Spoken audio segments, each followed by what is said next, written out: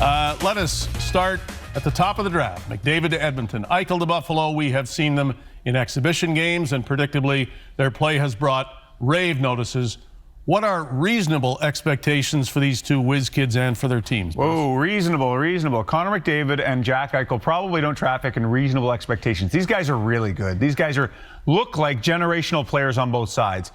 And it'd be tempting to say that, I think Connor McDavid's going to be a point-a-game player in his rookie season in the NHL. I wouldn't be surprised if Jack Eichel does that too. That's a hard thing to do these days.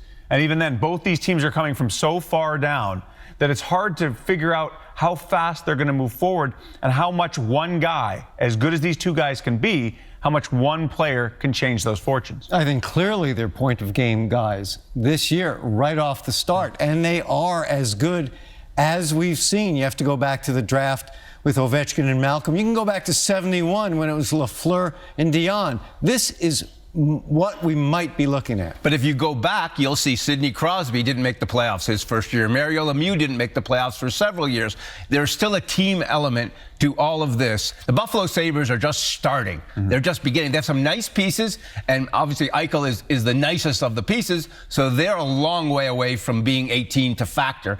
Oilers have looked for a couple of years to be close to being that team. You add McDavid, and we don't know how big a leap he's going to give them, but he's going to give them a leap. Well, it's good for both rookies that there are so many other changes in both places. I mean, it's a new regime, top to bottom, in Edmonton, new coach in Buffalo, some other new players. Everybody wants to see Evander Kane with the Sabres, and some of the new players, the goaltender in Edmonton, Cam Talbot.